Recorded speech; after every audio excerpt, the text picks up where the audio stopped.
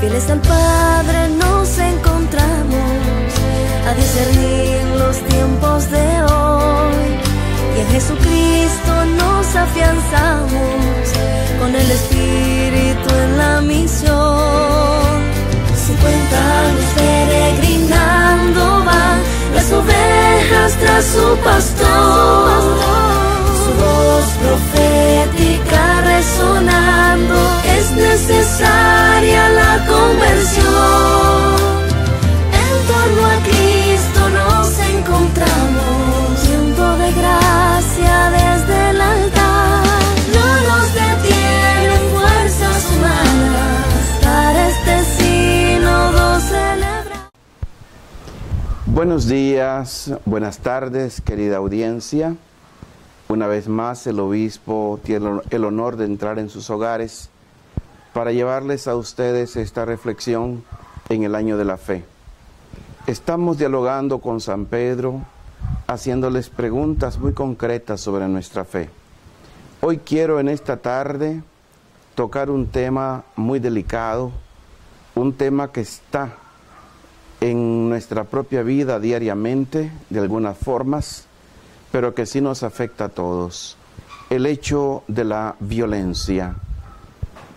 Violencia que nos alcanza no solo a través de las instituciones que no responden a la finalidad para las cuales fueron creadas y que se ceba sobre todo en las clases más pobres de la población.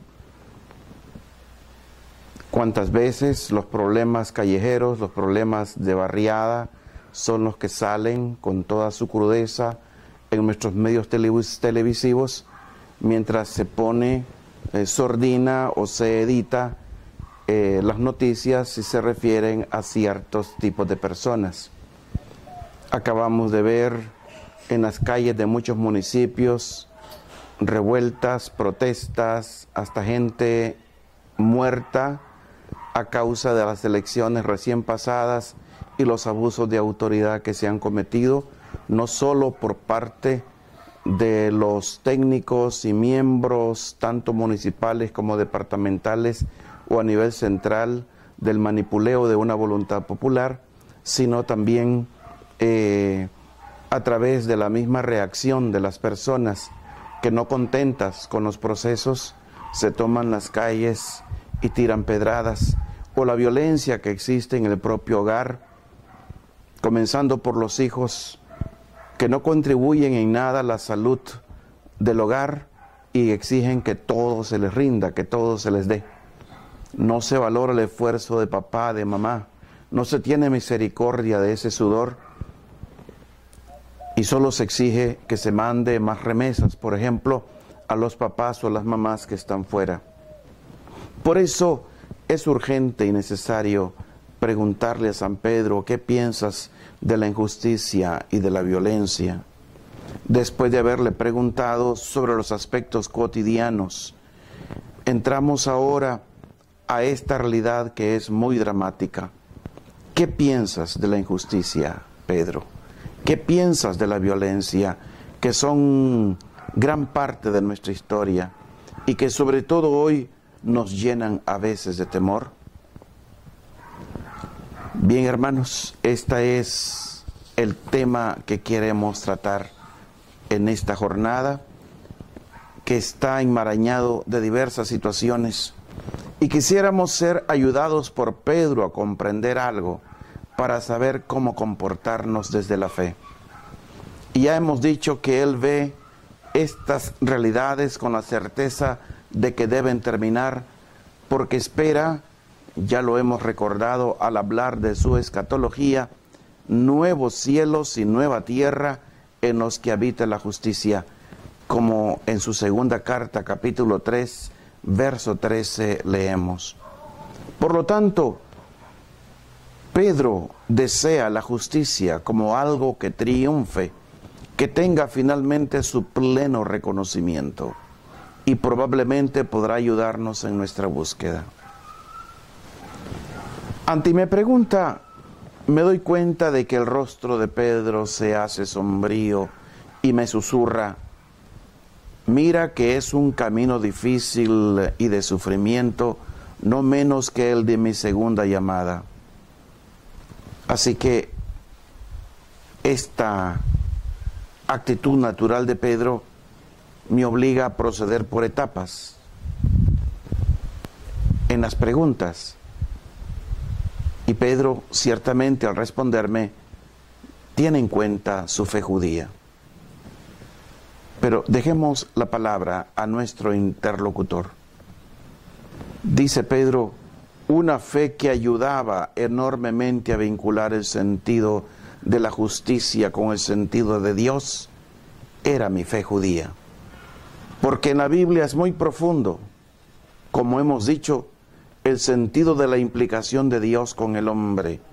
Una implicación tan estrecha que lo que concierne al hombre y a su dignidad, concierne también a Dios, el cual, del mismo modo en que exige ser reconocido, exige también que sea reconocida la dignidad de los otros.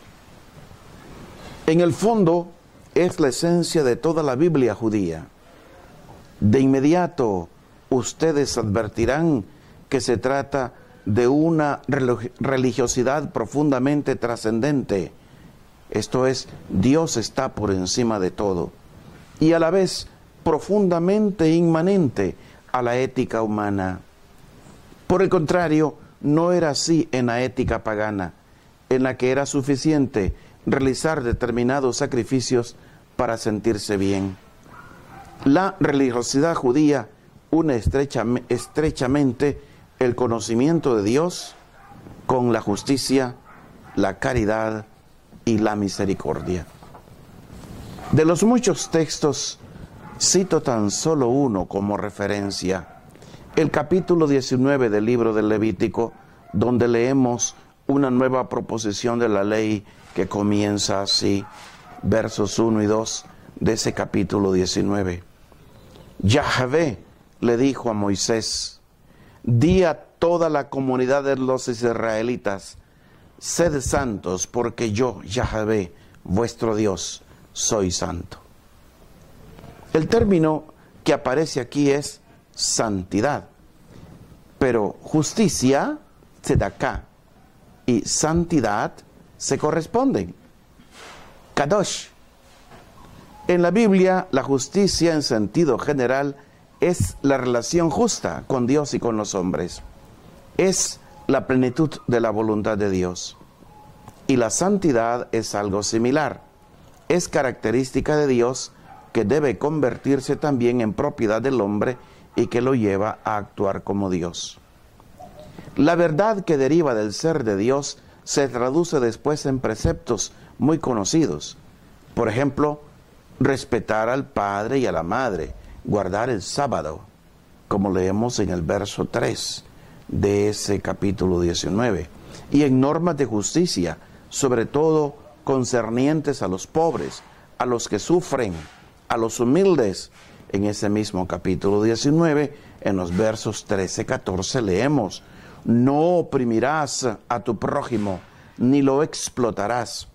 El salario del jornalero no pasará la noche contigo hasta la mañana siguiente. No maldecirás a un mudo, ni pondrás tropiezo a un ciego, sino que temerás a tu Dios.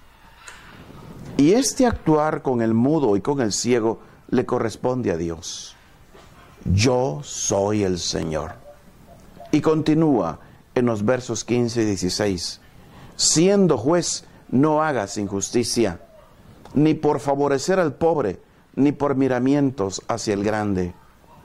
Con justicia juzgarás a tu prójimo.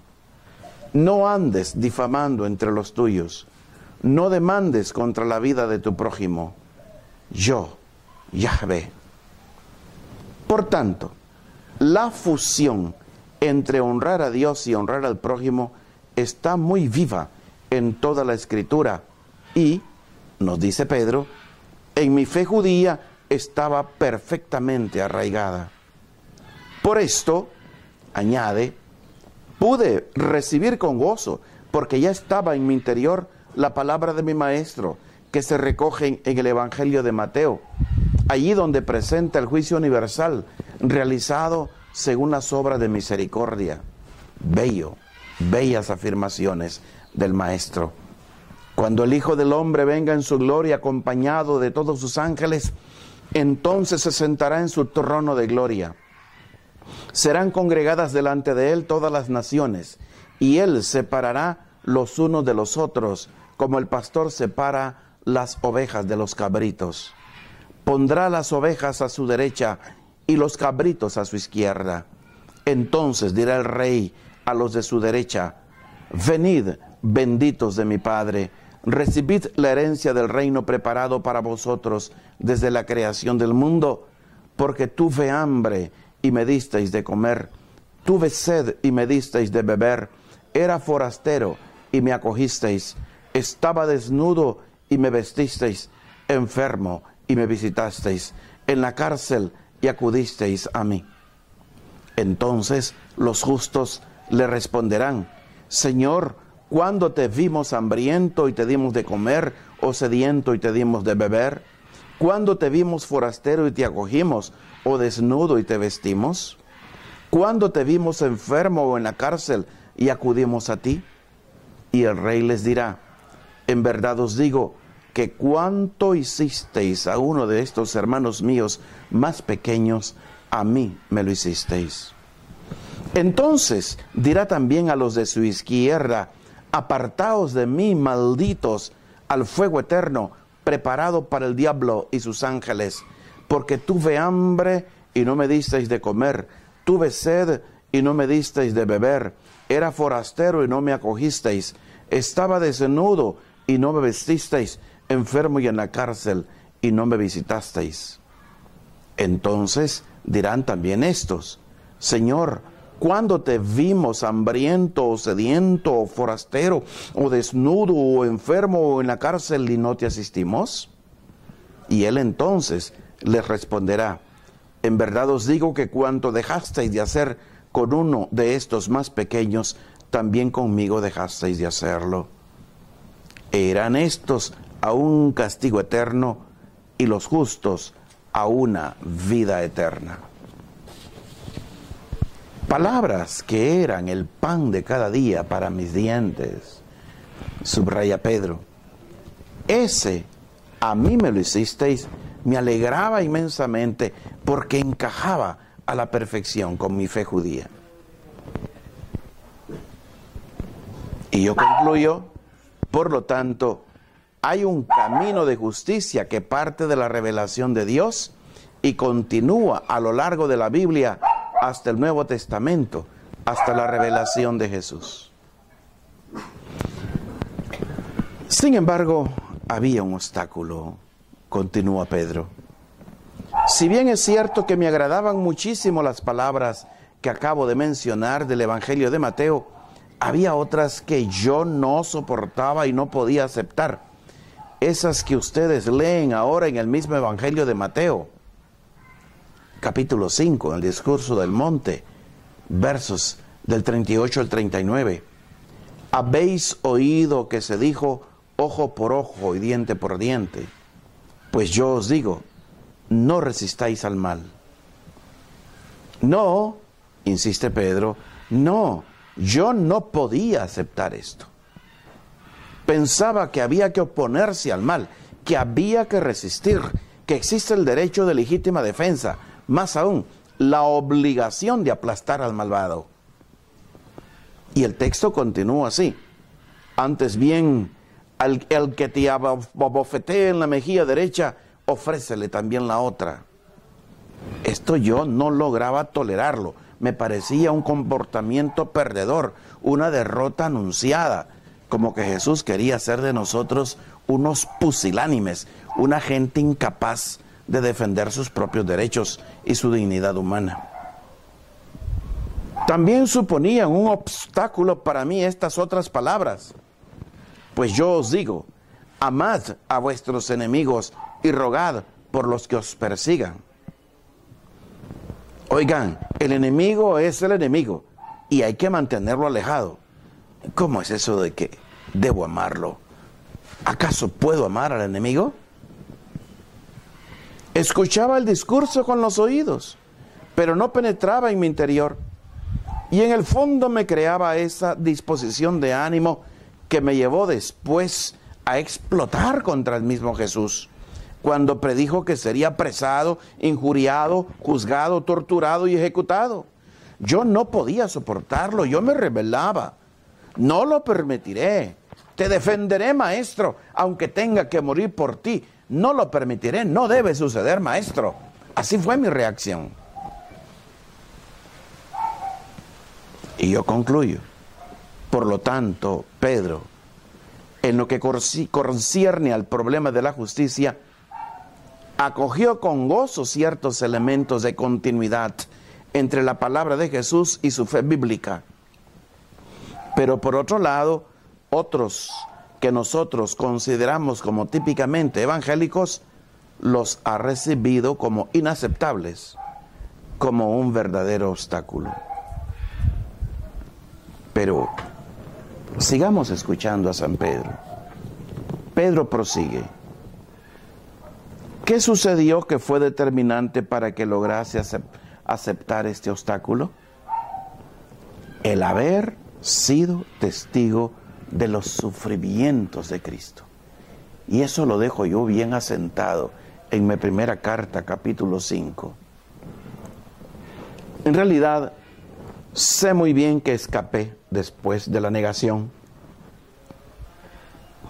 Pero fue suficiente ver a Jesús inerme en el Getsemaní, atado y conducido a empujones, humillado, abofeteado.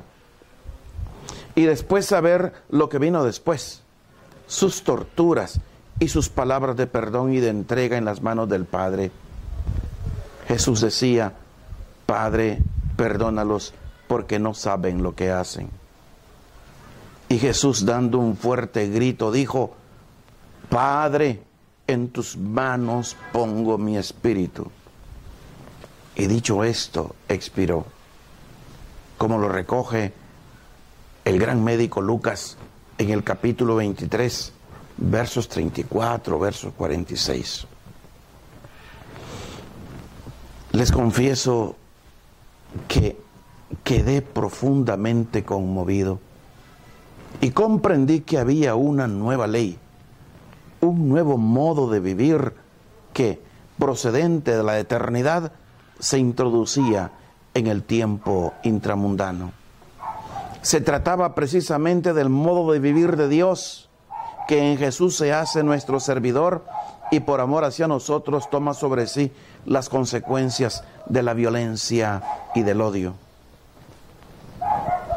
Les confieso también, mis buenos oyentes, que he necesitado o necesité mucho tiempo para comprender esto y asimilarlo. Sin embargo, poco a poco fue penetrando esta enseñanza en mí. El pensamiento del Hijo de Dios, el pensamiento del Cristo, que en nombre del Padre, en nombre del mismo Dios, entra pasivamente en el sufrimiento y lo sufre, me conmovió profundamente y todavía hoy me parece casi increíble. Y sin embargo, Dios ha obrado así. Nosotros creíamos que el Mesías aplastaría a los enemigos y en cambio el Mesías se ha dejado aplastar por ellos. Y seguimos pensándolo y meditándolo continuamente, puesto que nunca estamos suficientemente convencidos. Pero esto ha obtenido fruto. En efecto, cuando se trató de traducir para otros la meditación sobre Jesús torturado, ejecutado, aplastado por la violencia y por la injusticia, y que acepta someterse para salvarnos, entonces me armé de valor y lo hice. es lo que he llamado mi secreto. No hablaba de buen grado del asunto. No hice mucha propaganda. Sin embargo, en los momentos y lugares oportunos supe referirme a este principio. Y lo hice precisamente en mi primera carta. Supongo que ustedes ya la han leído. Como saben, está destinada a los fieles de la dispersión en el Ponto, Galacia, Capadocia, Asia y Bitinia. Son provincias que forman casi un círculo. La más lejana es el Ponto. Debajo está Galacia. Luego hacia la izquierda la Capadocia. Yendo hacia el este encontramos Asia. Y finalmente subiendo está Bitinia. Es el recorrido realizado por mi colaborador Silvano, hermano fiel. Qué fiel que era Silvano, para entregar la carta. Por medio de él mi mensaje logró alcanzar a estas comunidades pequeñas y pobres, que no contaban para nadie y sufrían persecución. Por esto se lamentaban y sus lamentos llegaban hasta Roma. Por esto pensé en escribirles, precisamente partiendo de mi prolongada meditación delante de la imagen de Cristo crucificado. Os he hecho referencia, dice Pedro, desde el principio de mi escrito, donde casi de pasada he recordado a los destinatarios. Habéis sido reengendrados a una esperanza viva, rebosáis de alegría, aunque sea preciso que todavía por algún tiempo seáis afligidos con diversas pruebas. Así comencé mi carta en el verso 6. Ya desde el principio he señalado cómo se puede rebosar de alegría también en la prueba, porque ésta tiene un gran valor, purifica la fe y prepara la manifestación de Jesús. Así lo apunto al final de mi carta, cuando digo, por medio de Silvano, a quien tengo por hermano fiel, os he escrito brevemente, exhortándoos y atestiguándoos que esta es la verdadera gracia de Dios. Perseverad en ella. ¿Qué es esta gracia? El ser una comunidad humillada, marginada, poco respetada, poco querida, que no tiene un peso político. Esta es la verdadera gracia de Dios. En el cuerpo de la carta me armo de valor y afronto el tema con mayor determinación, de manera que a vosotros tal vez no os guste demasiado. Es más, despertará vuestras objeciones y protestas. Pero no puedo hablar de otro modo, nos dice Pedro, porque así lo he aprendido de Jesús, y algo que para mí había sido un auténtico obstáculo se convirtió después en una fuerza extraordinaria. Y comienzo por el caso más difícil en esta carta, el de los esclavos. La fuerza del progreso, del desarrollo en aquel imperio romano estaba en la fuerza bruta de los esclavos. Y en la comunidad, como en toda la sociedad de la época, había esclavos miserables, maltratados, sin derechos, y dicha situación era considerada legítima. Y yo recomiendo, criados, sed sumisos con todo respeto a vuestros dueños, no solo los buenos e indulgentes, sino también a los severos. Sabemos que los amos tenían sobre sus esclavos incluso el derecho de vida o de muerte. Y cuando un esclavo escapaba, el amo tenía derecho a matarlo. Y solo en una ocasión podía dejarlo libre. Si el esclavo se refugiaba en el templo y se aferraba al altar del dios, del templo, el esclavo pasaba a ser esclavo del dios y el dueño ya no tenía derecho sobre él. Por eso en la carta yo continúo con valor, porque es meritorio tolerar penas por consideración a Dios cuando se sufre injustamente. Lo digo en el capítulo 2, versos 18 y 19. Soy consciente de haber dicho cosas que despiertan ciertamente vuestra reacción. De hecho, había al menos 3 actitudes de las que podría haber hablado a los esclavos maltratados. Estaba la actitud de la rebelión, no aceptar ni la esclavitud, ni el tratamiento injusto y rebelarse, uniéndose con los otros esclavos. Y hubo un esclavo. Mejor dicho, no era esclavo él en ese momento, pero sí organizó a los esclavos y armó una gran revolución en el Imperio Romano, Espartaco, el gladiador. Habría podido aconsejar una especie de desobediencia civil, como una huelga de brazos caídos, generada por tal fuerza de solidaridad que el amo habría comprendido que no podía excederse tanto. Estaba también el camino de la reforma, con vistas a mejorar la condición social de los oprimidos con nuestras leyes. Tenía pues ante mí 3 caminos, estos 3 caminos. Alguno era posible y en el futuro la iglesia misma lo seguiría. Pero en aquel momento tuve que escucharme, porque es meritorio tolerar penas por consideración a Dios cuando se sufre injustamente. Y yo sí, soy consciente, he cargado las tintas. Pues qué gloria hay que soportar. Hay en soportar los golpes cuando habéis faltado, le decía a aquella gente. Pero si obrando el bien soportáis el sufrimiento, esto es meritorio ante Dios. Y nosotros preguntamos, no sin cierta turbación, le preguntamos a Pedro ante esta posición que él tiene: Pedro, ¿cómo puedes pronunciar una afirmación tan grave? Pues si obrando el bien soportáis el sufrimiento, esto es meritorio ante Dios. ¿Qué gloria hay en soportar los golpes cuando habéis faltado? Y él nos responde: me resulta posible porque he visto vivir así a Jesús, porque Él es el modelo, Él es nuestro hipógramon. Pues para esto habéis sido llamados, ya que también Cristo sufrió por vosotros, dejándoos un modelo para que sigáis sus huellas.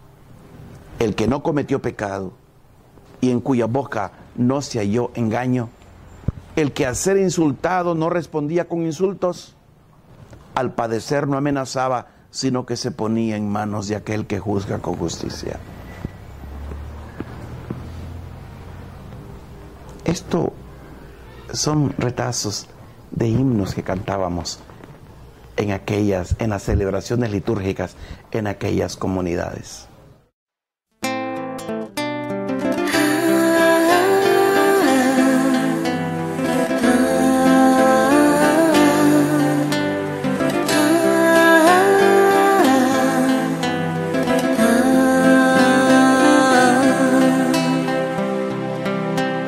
Fieles al Padre nos encontramos a discernir los tiempos de hoy, y en Jesucristo nos afianzamos con el Espíritu en la misión.